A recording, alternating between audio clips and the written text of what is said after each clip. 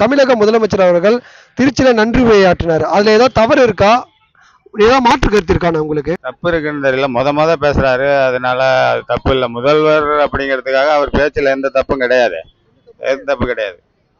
அந்த பேச்சை நீங்க ஏத்துக்கிறீங்களா? ஏத்துக்கிறோம். ஏத்துக்கிறோம். அதுல ஏதாவது தப்பு இல்லைன்னு நினைக்கிறீங்க? அதெல்லாம் தப்பு இல்லை. அக்கா, திருச்சியில விஜய் பேசுனதை கேட்டீங்களா? கேட்டேங்க சார். ஏதாவது தவறு இருக்காக்கா? மாற்று கருத்து தெரிவிக்கிறாங்க, அதுல ஏதாவது தவறு இருக்குன்னு நினைக்கிறீங்களா? தவறு இல்லைங்க சார், எதுலயும் கரெக்டா தான் பேசினாரு. ஏத்துக்கிறீங்களா? கண்டிப்பா ஏத்துக்கிறோம் சார். அதுல சில பேர் முதல்வர் இப்படி பேசலாமாலாம் கேட்டுக்கிறாங்க. அப்படிதான் சார் பேசுவாங்க. கரெக்டா தான் சார் பேசினாரு. அவரு கரெக்டா தான் பேசினாரு. திருச்சியில பேசுனதை நீங்க ஏத்துக்கிறீங்க? ஏத்துக்கிறோம். ஏத்துக்கிறோம். நானே என் 2 பசங்களும் ஏத்துக்கிறோம். ஏத்துக்கிறோம். என் குடும்பமே ஏத்துக்குது. இல்லைங்கண்ணா, எனக்கு தெரிஞ்ச வரைக்கும் எந்த தவறு இல்லைங்க. அவர் எல்லாமே கரெக்டாக தான் பேசினாரு. அவர் மக்களுக்கு என்ன நல்லது பண்ணணுங்கிறதுக்கு வந்திருக்காரு. அதே மாதிரி வந்து ரொம்ப தேங்க்ஸ் சொல்லிட்டு போனார். அதுதான் பெஸ்ட்டு. மற்றபடி அடுத்தவங்கள பற்றி நம்ம தப்பாக பேசி அங்கே ஒன்றும் கிடைக்க போகிறதில்ல. அவர் மக்களுக்கு நன்றி சொல்ல வந்தார், நல்லா பேசிட்டு தான் போனார். மற்றபடி அங்கே எனக்கு தெரிஞ்சு அவர் எந்த தப்பாக பேசின மாதிரி தெரில. நிறைய விமர்சனங்கள் வருது, ஒரு முதலமைச்சர் போல பேசணும் அப்படின்லாம் சொல்றாங்க. அது எப்படி பாக்குறீங்க? அவ அந்த மாதிரி இவங்களா ஒரு ஃபார்மெட் வச்சுட்டு இருக்காங்க. முதலமைச்சர்னா இப்படி தான் பேசணும், அப்படி தான் பேசணும்னு. அதெல்லாம் நாங்கள் பண்ணக்கூடாதுங்கிறக்காக நாங்கள் எப்பவும் போல பொதுமக்களுக்கு எப்படி புரியணுமோ அந்த மாதிரி பேசிகிட்டு இருக்கோம். அவர் அதை கரெக்டாக தான் பேசியிருக்காருங்க. கரெக்டாக பேசியிருக்காரு. அந்த பேச்சை நீங்க ஏத்துக்கிறீங்களா? கண்டிப்பாக ஏற்றுக்கிறேன் ஜி. மறுப்பு ஏதாவது இருக்கா? அதில் எந்த மறுப்பு இல்லை ஜி. ஆனா திருச்சியில சிஎம் விஜய் அவர்கள் பேசுனது கேட்டீங்களா? கேட்டேன் ப்ரோ. ஆனா அவரு ஏதாவது தவறா பேசியிருக்காரா? நிறைய கருத்து தெரிவிக்கிறாங்க, ஏதாவது தவறு இருக்கா அதுல? அதில் எதுவும் தவறு இல்லையா? கரெக்டாக தானே பேசியிருக்காரு. அவர் திருச்சிக்கு முதல்வராக போல தான் போட்டிக்கிட்டு ஜெயிச்சாரு. ஜெயிச்ச மக்களுக்கு நன்றி தெரிவிக்க போனாரு.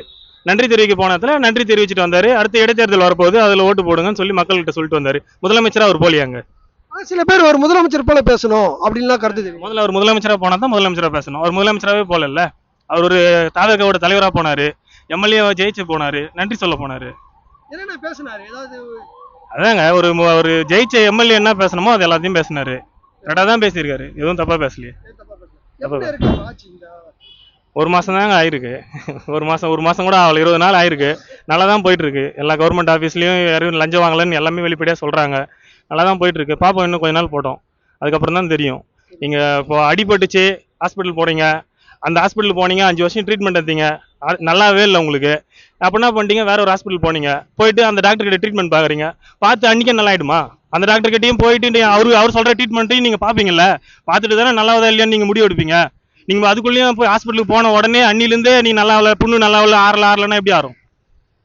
நீங்க புது ஹாஸ்பிட்டல் போயிருக்காங்க, அந்த ஹாஸ்பிட்டல் எப்படி இருக்குன்னு நீங்க அது கொஞ்சம் பீரியட் கொடுக்கணும்ல, கொடுத்தாதான் தெரியும் எப்படி இருக்குன்னான்ட்டு. இப்ப வந்து அவர் திமுக செய்த குற்றங்கள்லாம் திமுக செஞ்சுட்டு ஏன் மேல பழி போடுறாங்கன்னு குற்றச்சாட்டு வச்சிருக்காரு. அதை எப்படி பாக்குறீங்க? அவர் குற்றம் செஞ்சுட்டு எம்எல்ஏ பழிய போடுறாங்கன்னு சொல்லல. இப்போ அவங்க என்ன சொல்றாங்க, நிறைய எல்லா இதுலயுமே வந்து ஊழல் இருக்குன்னு சொன்னாரு. அவர் பிரச்சாரத்தை அப்படியே சொல்லிட்டாரு. ஸ்டாலின் சார் டாக்ஸுக்கும் நிறைய தனியா போகுது அப்படின்னு சொல்லிட்டாரு. கஞ்சா புழக்கத்தை அவர் கண்ட்ரோல் பண்ணல, எதையுமே கண்ட்ரோல் பண்ணல, எல்லாமே ஆறா ஓடிட்டு இருக்கு. அதெல்லாம் சரி பண்றதுக்கு தான் திறமையான ஆபீசர்ஸை போட்டிருக்கான்னு சொல்லியிருக்காரு. ஆபீசர்ஸை போட்டு ஒர்க் பண்ணிட்டு இருக்காரு. இப்போதான் எல்லாரும் போய் அந்த சீட்ல உட்காந்துருக்காங்க. உட்காந்து என்ன ஆகுது ஏது ஆகுதுன்னு பார்த்துட்டு அதுக்கப்புறம் தான் அவங்க முடிவு பண்ண போறாங்க. என்ன போயிட்டு இருக்கு, எதை நம்ம கண்ட்ரோல் பண்ணணும்னு டிசிஷன் எடுக்க போறாங்க. அவங்களுக்கு கொஞ்சம் டைம் கொடுக்கணும்ல, நீங்க கொடுத்துட்டு அதுக்கப்புறம் சொல்லுங்க என்ன நடக்குதுன்றத பாருங்க. அதெல்லாம் எந்த தவறும் கிடையாது. கரெக்டா நீட்டா பேசினாரு. எல்லாம் மக்களுக்கு தேவையான கருத்து கரெக்டா பேசினாரு, எந்த தவறும் கிடையாது. மாற்று கருத்து தெரிவிக்கிறாங்க, ஒரு முதலமைச்சர் போல பேசணும் அப்படின்லாம் சொல்றாங்க. அது எப்படி பாக்குறீங்க? அது அவங்க சைடு இருந்து பார்த்தா அவங்களோட குற்றம் அப்படி தெரியுது. அவங்களுக்கு அது அவங்க சைடு பார்க்கும்போது அவங்களுக்கு அப்படி தெரியுது. கரெக்டா பேசணும், அதெல்லாம் கரெக்டா தான் பேசினாங்க. ஆனா நிறைய தவறுகளை செஞ்சுட்டு ஏன் மேல பழிய போடுறாங்கன்னு குற்றச்சாட்டு சொல்லியிருக்காரு. அது எப்படி பாக்குறீங்க? நிறைய தவறு செஞ்சுக்கிட்டு அவங்க சைடு குற்றமா, அது அவங்க சைடு பார்த்த மாதிரி அவங்க சைடு குற்றமா தெரிஞ்சிருக்கு. இவர் சைடு பார்க்கும்போது எந்த குற்றமும் எதுவும் கிடையாது. இப்பதான் ஆட்சி வந்தா இனிமே போக நல்லா நீட்டா செய்வாராலும், சிறப்பா செய்வாராலும். அவங்களுக்கு இப்பதான் ஸ்டார்டிங், அவங்களுக்கு இப்ப எத்தனை நாள் ஆகுது, அதனால போக தான் தெரியும் இனிமேல் அவரை பத்தி. நானும் இப்போ நிமித்தம் ஆட்சி வந்து இப்போ எத்தனை நாள் ஆகுது, இன்னும் ஒரு மாசம் கூட முடிஞ்சிருக்க வாய்ப்பு கிடையாது. அதனால நிமித்தம் போக சிறப்பாக செய்வார். அவர் பேச நல்லா தான் பேசினார், கரெக்டாக தான் பேசியிருக்காரு. தமிழ்நாட்டு சிஎம் முறையில் நல்லபடி பேசினார். யார் எப்படி சிஎம்மாக வருவங்க எப்படி பேசணுமோ அப்படி பேசினார், நல்லா பேசியிருக்காரு. ஆனால் வந்து ஒரு சிஎம்மாக பேசணும்னு சொல்லிட்டு கனிமொழிலாம் விமர்சனம் பண்ணியிருக்காங்க.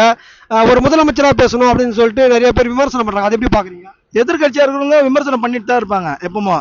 ஆளுங்கட்சி இருக்கிறவங்க அவங்க அப்போ அவங்களும் ஆளுங்கட்சி இருந்தாங்க, எவ்வளோ செய்திருக்கணும், அவங்களும் நிறைய செய்முறைலாம் செய்யவே இல்லை.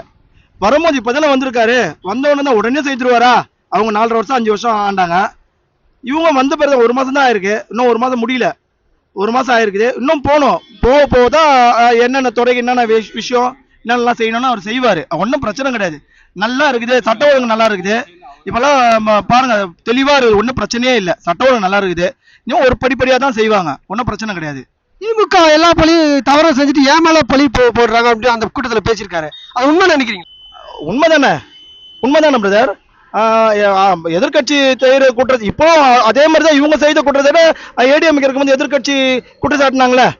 இப்போ எதிர்கட்சி ரொம்ப குற்ற சார், பொறுமையா காத்துருங்க. ஏன் அவரை நீங்க தூண்டி விட்டுட்டு அவரை மைண்டை டிஸ்டர்ப் பண்றீங்க? செய்வாங்க, வந்திருக்காரு, அவரும் எல்லாமே விஷயம் எல்லாம் தெரியும், அவர் கூட இருக்கிறவங்களும் தெரியும், நிறைய ஆலோசனை எல்லாம் கேட்டு பொறுமையா செய்வாரு. செய்யும் போது பாருங்க நல்லா இருக்கு, சட்ட ஒழுங்கு நல்லா இருக்குது எனக்கு தெரிஞ்சு. Okay, thank you sir. எதுவுமே இல்லைண்ணா, எல்லாம் உண்மையாதானே பேசியிருக்காரு, எந்த ஒரு தவறுதலும் அது கிடையாதுண்ணா, எல்லாமே கரெக்டாக தான் பேசியிருக்காரு.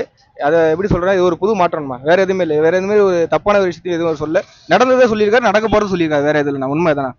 மாற்று கருத்து தெரிவிக்கிறாங்க சில பேர், அதை எப்படி பாக்குறீங்க? ஆனா எல்லாமே நல்லபடி தான் பண்றாரு, அவர் மாற்று கருத்துல கரெக்டாக தான் பண்ணி. இப்போ மக்களோட முதல்வர் பேசுறதே கேட்டேன், மக்களுக்காக பேசியிருக்காரு. அதுல தவறு ஏதாவது இருக்காக்கா? எந்த தவறும் கிடையாது. ஏங்க, எங்களை காப்பாத்துறதுக்கு வந்திருக்காரு எங்களோட மக்களோட முதல்வர். அவர் பேசுன எங்களுக்கோசம் தான் பேசுவாரு. அது எப்படி தவறாகும்?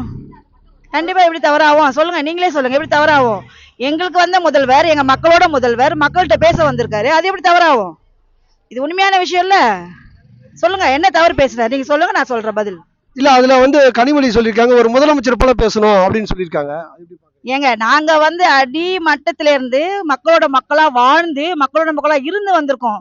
இந்த அரசியல் பாடம் கத்துக்குன்னு பேச வரல. எங்களுக்கு தளபதிக்கு திரையில தான் நடிக்க தெரியும், ஆனா மக்களோட மக்களா உண்மையா பாசத்தை காட்டி பேசதான் தெரியும். மக்கள்கிட்ட பேச வரும்போது அவங்களும் யாரு அதுல விமர்சனப்படுத்துறதுக்கு? சொல்லுங்க. அதுல தளபதி சொல்லியிருக்காங்க, எல்லா தவறையும் செஞ்சுட்டு ஏன் மேல பழி போடுறாங்கன்னு சொல்லியிருக்காங்க. அது எப்படி பாக்குறீங்க? யாரு தவறு செஞ்சதுன்னு சொல்லி மக்கள் சொல்லட்டுங்க. யார் தவறு செஞ்சதுன்னு மக்கள் சொல்லட்டும். எல்லாரும் செஞ்ச தவறுக்கு தான் மக்கள் தீர்ப்பு கொடுத்துருக்காங்க. எங்க தளபதிக்கு கண்டிப்பா மக்களோட மனசுல இருந்து வெளிப்படையா வந்தது அரசியல் மாற்றம். இது போலியா வந்த மாற்றம் கிடையாது. இது காசு பணம் கொடுத்துக்கு சேர்த்த கூட்ட மாற்றம் கிடையாது. உண்மையான மக்கள்கிட்ட இருந்த பாசம் தான் ஜெயிச்சிருக்கு. எப்பயுமே வேஷம் தமிழ்நாட்டுல எப்பயுமே அடிச்சு விரட்டப்படும்னு இது ஒரு முற்றுப்புள்ளி மக்கள் வச்சிருக்காங்க. மக்களுடைய பாசமும் மக்களுடைய அன்பும் என்னன்னைக்குல இன்னைக்குல நிரந்தர முதல்வர்னு சொல்லி மக்கள் மனசுல இது பதிஞ்சிடுச்சு. யாரு காப்பாத்துவாங்க, யார் நம்மளுக்கு நல்லது செய்வாங்கன்னு மக்கள் தேர்ந்தெடுத்த தலைவர், மக்களால தலைவர், மக்களுக்காக தலைவர். இதுதான் உண்மையான விஷயம். உண்மையான விஷயம் அடிச்சு சொல்றேன், ஆணித்தனமா சொல்றேன். எங்க வேணாலும் நீங்க சொல்லுங்க, எங்க வேணாலும் நான் பேசுறேன். ஏன் சொல்றேன் கேட்டுக்குங்க. அன்னைக்கு திருச்சியில பேசணும்னு சொல்லி நீங்க கேக்குறீங்கல்ல, யாரையும் புண்பட பேசல, எங்களுக்கோசம் வந்திருக்காரு, எங்க கிட்ட பேச வந்திருக்காரு. எங்களுடைய மக்கள் முதல்வர் எங்க கிட்ட பேச வந்திருக்காரு, எங்க கிட்ட சொன்னார், நாங்க பேசணும். நாங்க அவர் பேசுறது நான் கண்டிப்பா நாங்க உள்வாங்கிட்டோம். இது இன்னைக்கு போறது இல்ல, இது ஆரம்பம்.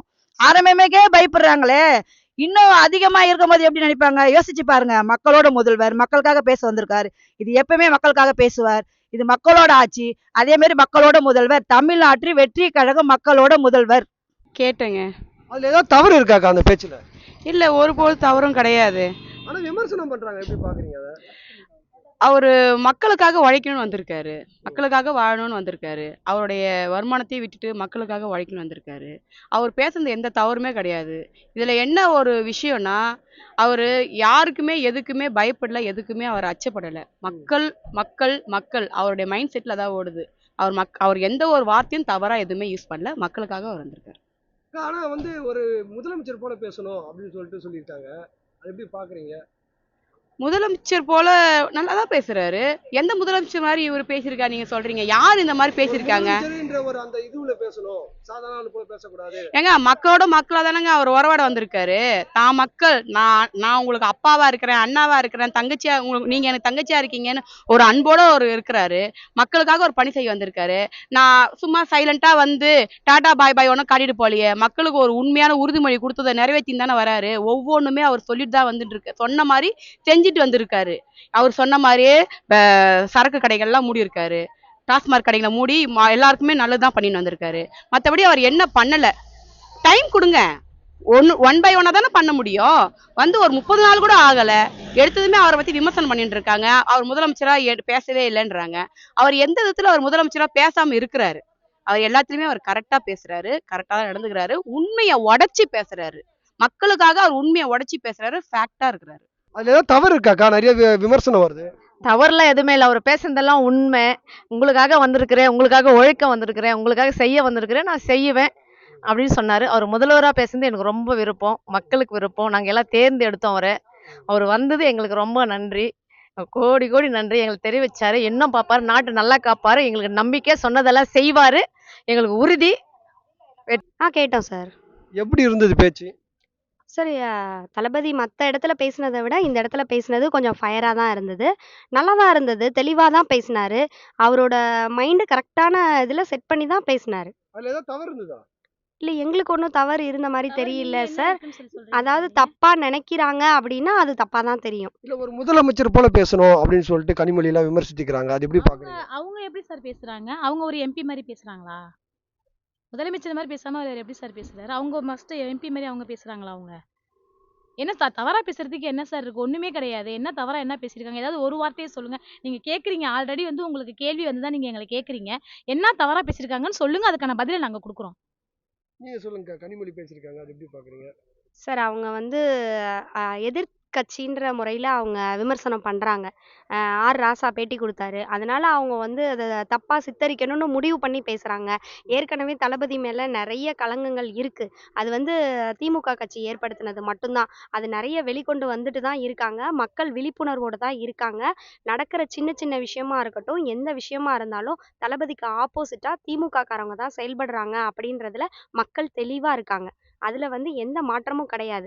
அடுத்தடுத்து அமைய போற ஆட்சியும் தளபதியோட ஆட்சி தான் அமையும் அப்படின்றதுல பாமர மக்கள் கூட ரொம்ப தெளிவா இருக்காங்க. அதை வந்து மாத்தவே முடியாது. தளபதி என்ன பேசியிருந்தாலுமே அதை மக்கள் ஏத்துக்கிறாங்க. மக்கள் ஏத்துக்கிறாங்க, மாற்றுக் கட்சியினர் ஏத்துக்க மாட்டேங்கிறாங்க. அவ்வளவுதான்.